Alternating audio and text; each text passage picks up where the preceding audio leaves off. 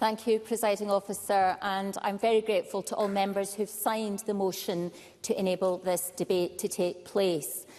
Ardrossan has been the main ferry port to Arran for 190 years because the Ardrossan to Brodick route is the shortest, quickest and most convenient way to get to and from Arran for most people. Infrastructure has built up around the port at Ardrossan, including transport, such as railway links, and the town's economy is heavily dependent on the ferry route. 8 years ago next month, MSPs and local councillors from various political parties joined members of the public and businesses to demonstrate the fierce backing to have the retention of the Ardrossan to Brodick ferry route.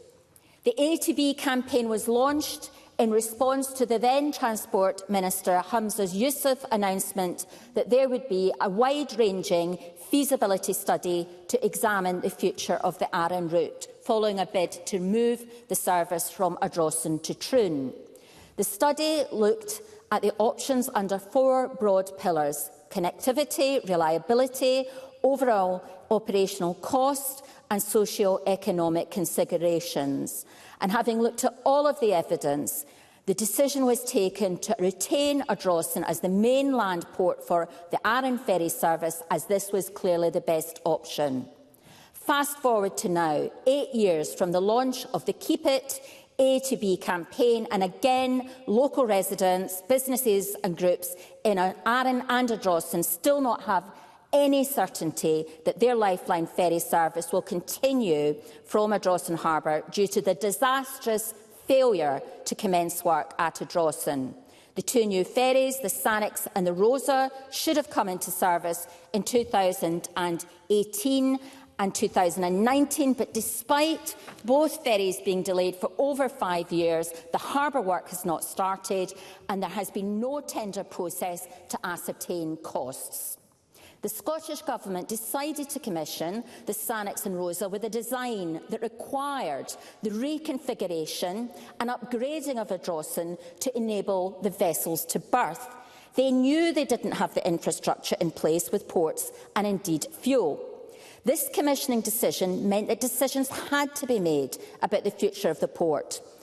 The port is owned by Peel, and it was obvious to those experienced with that owner that there may be problems with coming to a decision that Peel would agree with. So despite the ferries being more than 5 years late, no work has started at Ardrossan. The delay of these 2 ferries has already cost the local economy millions of pounds on the island of Arran, which of course is heavily dependent on tourism. In Ardrossan, which has some of the most beautiful beaches and views along our coast, we also suffer from some of the worst deprivation in North Ayrshire, and moving the ferry service would surely tear the heart out of the town. The Sannox started berthing trials at Brodick this week, and hopefully that service will start later this year.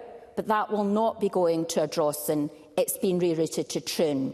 And there's real concern that the ferry service will never come back to Ardrossan. Presiding Officer, last night, more than 340 people, residents, businesses and other supporters met in the Ardrossan Civic Centre at the inaugural meeting to launch the Save Ardrossan Harbour campaign. Many more were unable to get into the room. It feels like Groundhog Day. 8 years on from the Keep It A to B campaign, 8 years on from the argument being won on Ardrossan, 8 years on, and local people still can't get an assurance from the Scottish Government that there is a cast-iron commitment to keep the Arran ferry service operating out of Ardrossan in the future. It's also now been 6 years since Transport Scotland approved proposals to redevelop Ardrossan Harbour. Constituents rightly feel angry and frustrated. You couldn't make this up. We've had enough time wasting. We've had enough excuses. I have no doubt that the work would have been completed by now if the port had been in public ownership, which is why Labour have been calling for the port to be brought into public ownership for a number of years. The future of Ardrossan as a ferry port with integrated ScotRail train services must be preserved. We must get that commitment from the Scottish Government, and I'd be glad to take an intervention from the local member. Kenneth Gibson. Before taking an intervention, since harbour privatisation in 1992, Labour's controlled the Council for 26 years, Westminster for 13 years, it was in control here for 8 years, and she was local MP for a decade. So why is it still in private hands, and will the UK Labour Government set aside the Subs to Control Act to enable investment in Ardrossan Harbour? Katie Clark. As the member is well aware, this is a devolved matter, and as he also knows, the Labour group in North Ayrshire and the North Ayrshire administration was asking to be allowed to take the port into municipal ownership for a number of years because of the horrific impact that the delay of the redevelopment of Ardrossan is having on the local economy. The lack of investment in Ardrossan Harbour and the lack of investment in our ageing ferry fleet is a national emergency.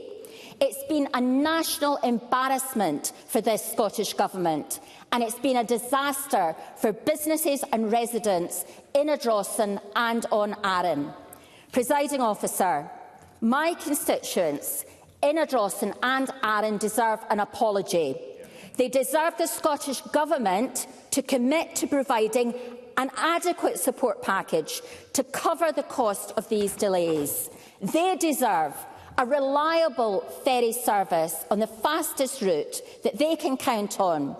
But most of all today, they deserve a cast-iron commitment that the Scottish Government are committed to Ardrossan being the preferred route for the Arran service, and a guarantee that the much-needed works to the harbour will be underway as soon as possible. I sincerely hope that the Minister can give my constituents that commitment and that guarantee today. Thank you. Thank you, Ms Clark. We move to the open debate. I call first Kenneth Gibson to be followed by Jamie Greene. Around 4 minutes. Thank you, Presiding Officer. And I congratulate Ms Clark on securing this important debate on the Ardrossan Harbour development project. Last night I was the only MSP to participate at a packed public meeting in Ardrossan Civic Centre called by Save Ardrossan Harbour. Local residents who encapsulate the frustration and strength of feeling at the seemingly never-ending saga of the harbour's redevelopment. I was the 267th person to arrive, and soon after, the doors had to be closed with many left outside. Emotions run high as local business people and residents spoke passionately about the harbour and its vital importance to the town and North Ayrshire. Ardrossan Harbour isn't just a port serving Arran for 190 years, it's a key pillar of the town's economy.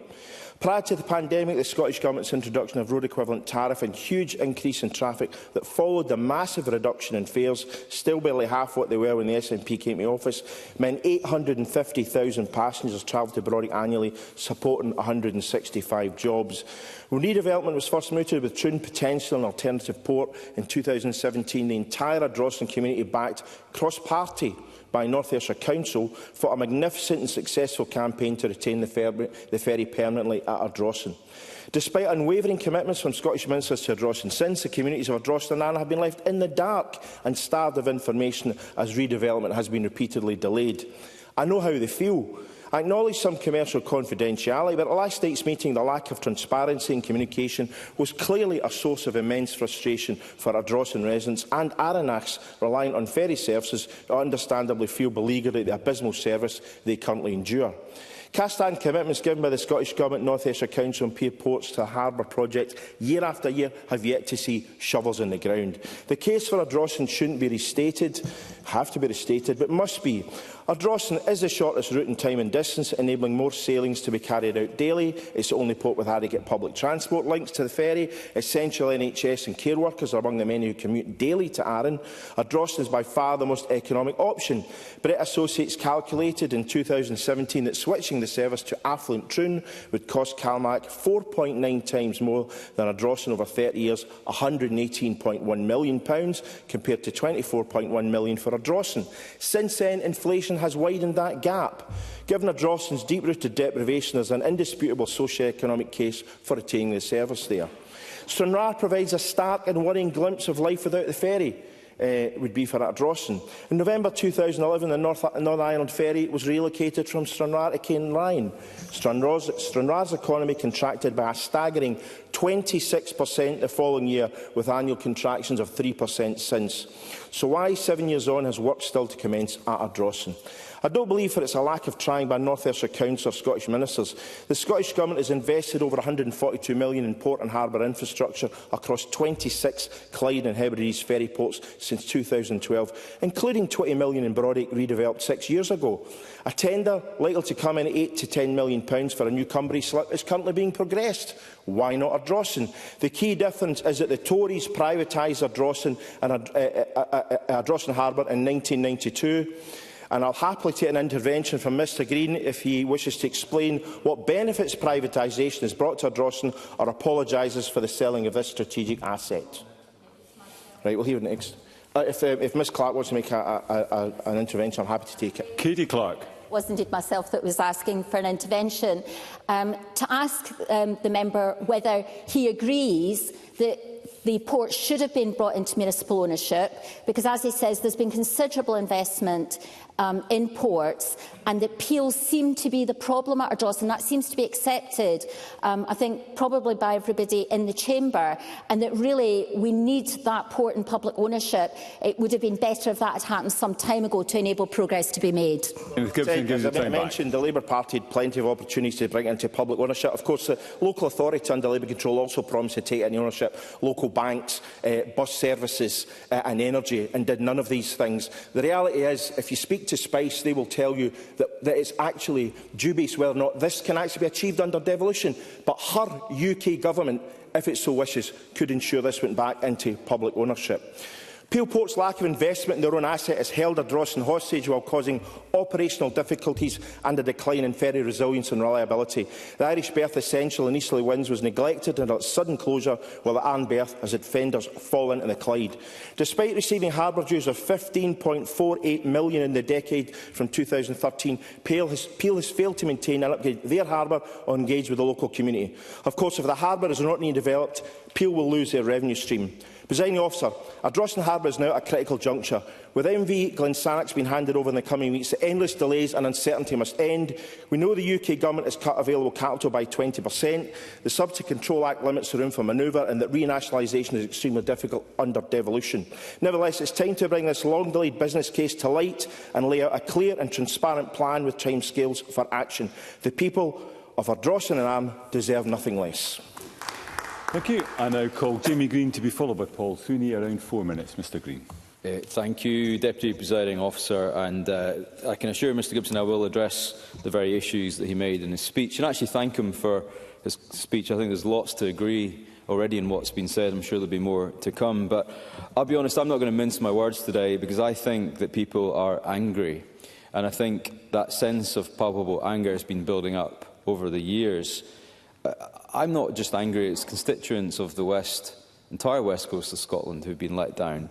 They're Katie Clark's constituents, they're my constituents, they're Kenneth Gibson's constituents, but it's our islanders most, I think, who are angry. They're angry because we're still debating this issue today. We're still debating the delivery of ferries, we're still debating the quality of our local ports.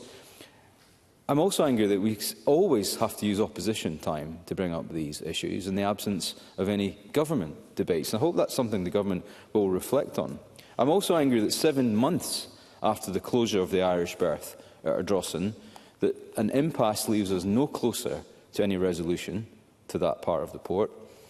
Last week when I brought this up in this chamber, probably standing just about here, the Cabinet Secretary wanted to stress, I quote, her deep sense of frustration about the issue. What an understatement. I can assure the chamber and anyone in the gallery today that no one in the SNP government is anywhere near as frustrated as the islanders and the ferry users themselves. They deserve much more than apologies. They deserve simply to be treated as every other Scot would be in such a circumstance. I can't believe it's been 7 years. 7 years since the Scottish Government said that, yes, it will retain Ardrossan as the main Arran port.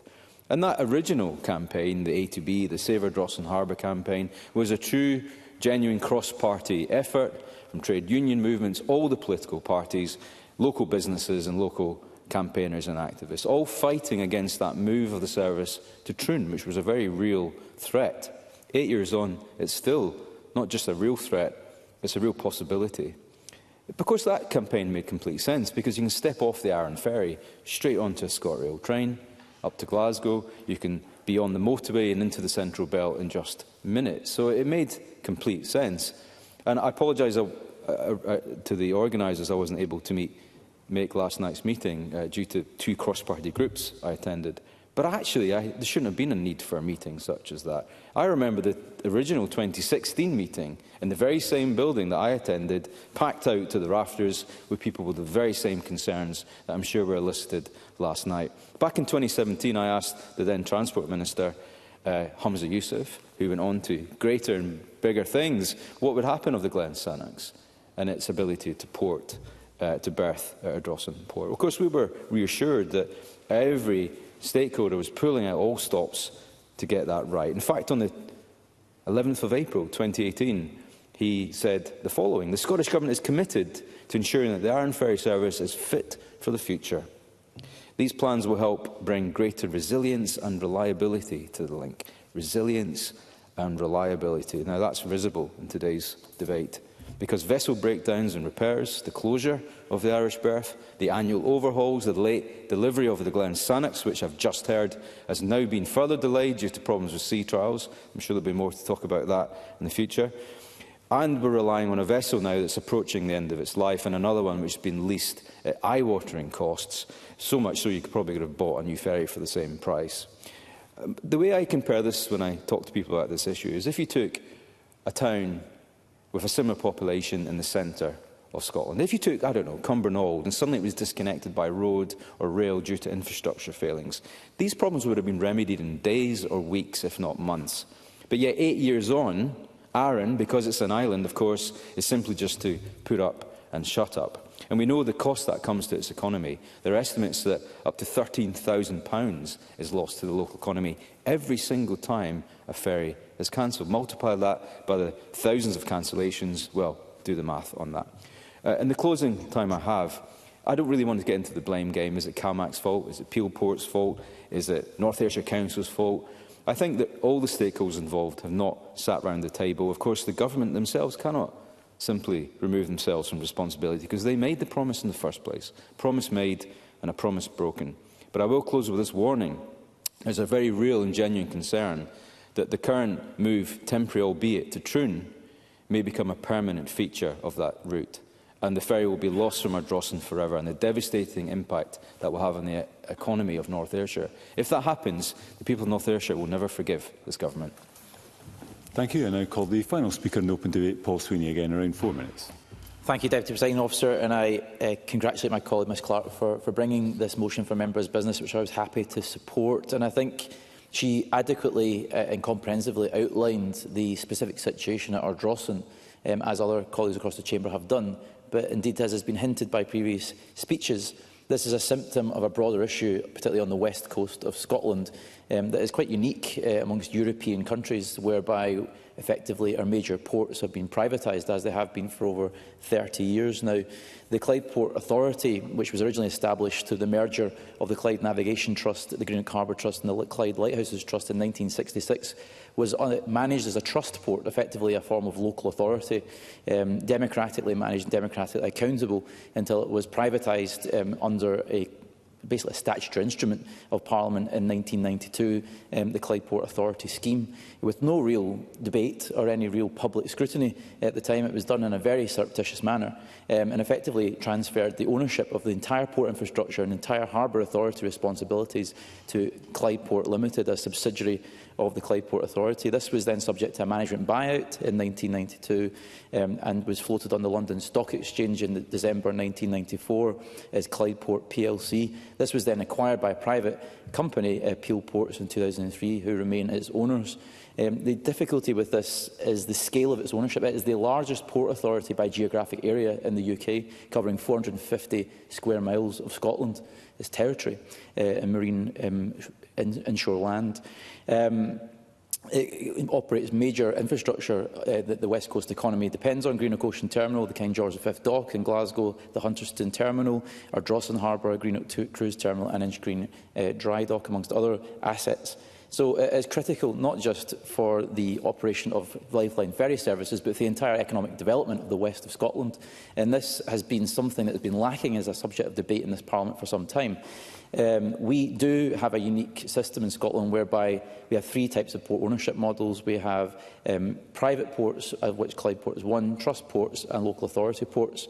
But the big problem with the privatised system of ports is that whilst other countries are able to plan and invest in new port capacity in a coherent manner, for example aligning ferry procurement with port infrastructure development, the state has basically abandoned its regulatory role in the case in Scotland. So port owners who are private are effectively given port regulatory functions that should be state functions. And in the UK, privatised ports have effectively been allowed to regulate themselves inevitably in their own interest. And this is the case in the Clyde, the Forth and the Tay. Yes, I have to give way. Jamie Greene. I actually agree. I think we should have a proper and fulsome debate with more time to look at the issue of port infrastructure in Scotland. And I think there's probably quite a lot to agree on, actually, in answer to some of the other points made. But my concern about all of this is that, given the current state of public finances, that even if all our ports were nationally owned and operated and not held in any private ownership at all, the lack of funds to invest in that port infrastructure would leave us exactly the same place, if not a worse place, than we are at the moment. So I don't see that being the magic solution to the problem.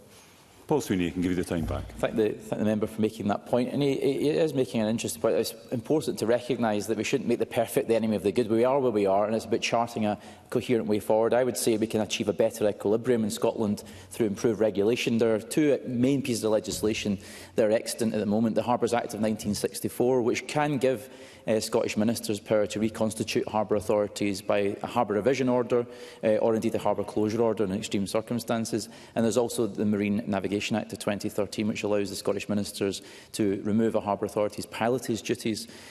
So there are legislative tools available for further discussion. But what I would urge the Minister to consider is maybe perhaps an analogy with the bus regulation approach that we've been taking in recent years, where we had the privatisation of buses in the 1980s, and we've now been looking through the 2019 Act at improving regulations. It's not necessarily about nationalising bus companies and so on, but it's about having an equilibrium perhaps with franchising or some sort of oversight. And certainly with the new Clyde mission and the Glasgow City region, there is a mechanism there to perhaps establish a better oversight and governance of the Clyde Port Authority, and I'm sure that Peel would be happy to cooperate with that in the view that it could help cohere investment and actually attract perhaps pension funds or others to invest in development of the Clyde's infrastructure. We've seen a rush of investment to the East Coast ports with the ScotWind programmes, but we've seen a dearth of investment on the West Coast. We've seen some recent improvements at the Greenock Ocean Terminal, and perhaps hints at investment at Hunterston and Inchgreen, but Ardrossan is a desert of investment, and that has been a disaster for the local community and the wider Clyde economy. So I would urge the Minister to consider a deeper dive into this and a deeper look at this opportunity for improving regulation of the West Coast ports, because it's not just about improving services to local communities, it's about growing the entire national economy. And with 450 square miles under effective private fiefdom, we need to look at improving that jurisdiction. Thank you. Thank you, Mr Sweeney. I now invite Jim Fairley to respond to the debate. Minister, around 7 minutes, please. Thank you very much, Presiding Officer. And I'd very much like to congratulate Katie Clark on securing this debate. And it raises a really important issue about the Ardrossan Harbour redevelopment project and its progress. Now, I have to say the Cabinet Secretary would very much like to have been here today to talk about this important issue, but unfortunately she's in London meeting with UK ministers, which we should accept as a good thing. But before I respond to the motion raised, I'd like to take the opportunity to acknowledge, as others have, the service to Arran that has been subject to significant disruption with the outage of the MV Caledonia and Isles this year. And Jamie Greene talked about the government doesn't know the frustration of the locals. I can assure the member I have spoken to the locals on Arran. I absolutely get it. I've run a business, and when something is out with your control, which is causing you major issues, I absolutely get the point that he is making. The Cabinet Secretary engaged directly with CalMac on that matter to understand what mitigation was being put in place, and she updated Parliament on this response to Jamie Greene's topical question last week. The replacement parts have been ordered. CalMac anticipate a repair timeline of up to 10 days upon receipt of those parts, noting that the Isle of Arran is now in dry dock, as this was a pre-scheduled and regrettably could not be changed.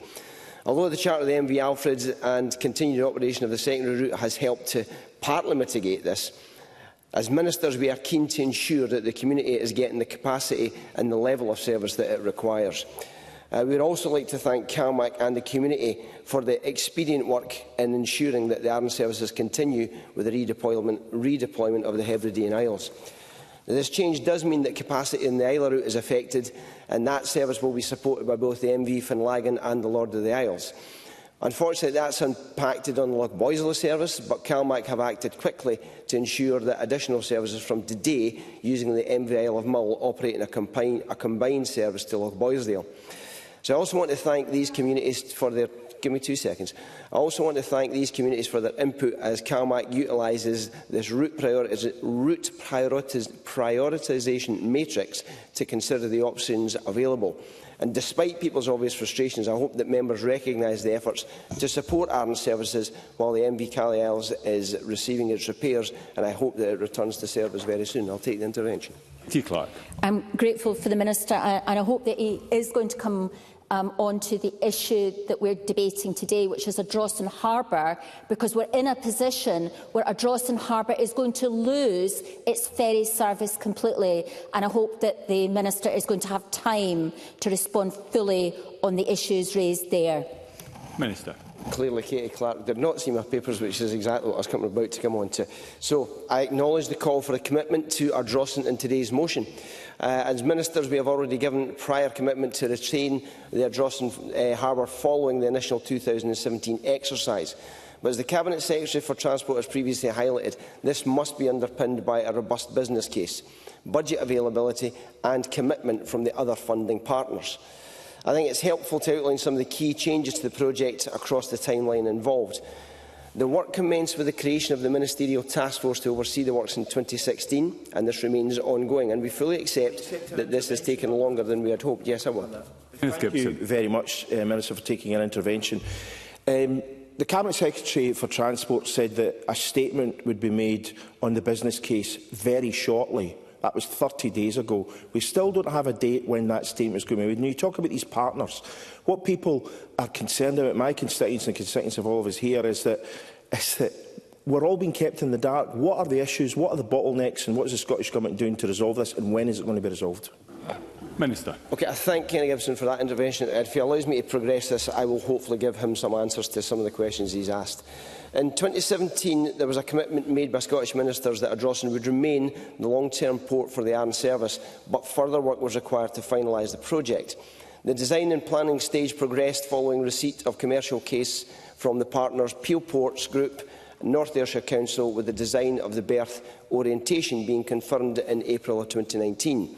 Now, the berth realignment was a substantial change to the original design, and although agreed by all partners, it did also mean that there was significant additional funding was required from the Scottish Government to facilitate that development.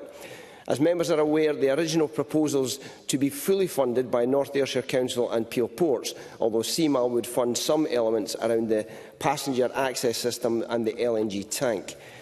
Now, the project also requires legal agreement to underpin the investment by partners and to ensure that the arrangements for the future use of the port and robust that the future use of the port is robust and reflects the operations at other ports across the network. Now, the funding contribution for the Scottish Government also needs to align with the requirements and the intervention rate restrictions required by the UK Subsidy Control Act. Discussions on these elements are progressing, but further work is required to finalise them. The Ministers expect all partners to continue with these discussions in parallel with the completion of the business case. The project partners worked collaboratively to progress the project to the tender procurement stage. However, in August 2023, Scottish Minister made the difficult decision to postpone the procurement and to undertake a business case and exercise review. This was not the decision that was taken lightly. Let me make some progress. It was not a decision that was taken lightly, as the process of finalising the tender design and documents had highlighted inherent financial and project risks that remain a challenge for the main funding partners. On top of these concerns was the global escalation of construction costs, which compounded matters, resulting in the Scottish Government's contribution doubling since the initial estimate. Now, there is still uncertainty with regards to construction risks and costs that need to be addressed. As the ferry service will not operate from Ardrossan during the construction period, Scottish ministers invested in Troon to provide a temporary facility, which has had other benefits in supporting the service during recent disruption and ensuring the port can be used as an alternative port in the longer term, as it could offer more frequent services than the current Gourock alternative. The Transport Scotland have led on coordination of the business case review and cost exercise and has continued to work closely with the project partners to progress this. However, this has proved to be a challenging process. Given the scale and importance of the investment, it is essential that we get the business case right. Additional work to support the case includes a socio-economic assessment, a structural assessment of the stability and the integrity of the port infrastructure that will support the LNG tank. More recently, a valuation of the terminal building has been commissioned, and all of this work will help finalise the position on the financial packages from each of the main funding partners. The complexity of this project, noting the changes to the original commercial case and a project cost, cannot be underestimated. Now, I would reiterate the message that the business case is substantially complete, and the Transport Scotland are working with funding partners to finalise this as quickly as practicable. A meeting of the task force will be reconvened soon, after the business case and cost exercise review has been submitted to ministers for a decision. Yes, I'll take another. So, to clarify that the issue that's holding this whole thing up is the funding partners, Appeal, North Ayrshire and Scottish Government, agreeing how much each pay and how much the total cost of this project is, which last August Turner and Townsend estimated at £92 million. Minister. All I can say at this point is there are a number of factors that need to be agreed, but a meeting of the task force will be reconvened soon after the business case and cost exercise review has been submitted to ministers for a decision. Excuse me. Finally, I note the calls from some for a change of ownership of the port, as though that is something that can just be made to happen overnight. And while I understand the community's frustrations, the reality is quite different and the process is complex. It's important that we work through the current business case to ensure the case for development is fully considered, and again, the funding requirements, affordability and the subsidy control issues all need to be addressed. Presiding Officer, I want to close by stressing that the Cabinet Secretary is absolutely determined to bring this work to a conclusion as quickly as she possibly can. And I hope that remarks here today have helped to provide an indication of the active and complex work that is underway to ensure that ministers have all the information needed to finalise this important decision. I reiterate that there is a strong and robust business case required, and confirmation of the wider funding packages is essential in this process. Now, I've taken 4 already. I'm going to push on. We fully understand the importance of this matter to ensuring the most resilient ferry service to and from Arran, and I want to give my absolute assurance to the people and businesses in and around Ardrossan and also in Arran of this Government's absolute commitment to finding a solution that works and progressing that as soon as we possibly can. We will update Parliament and the communities as soon as this is the case. Thank you. Thank you, Minister. That concludes the debate, and I suspend this meeting of Parliament until 2:30.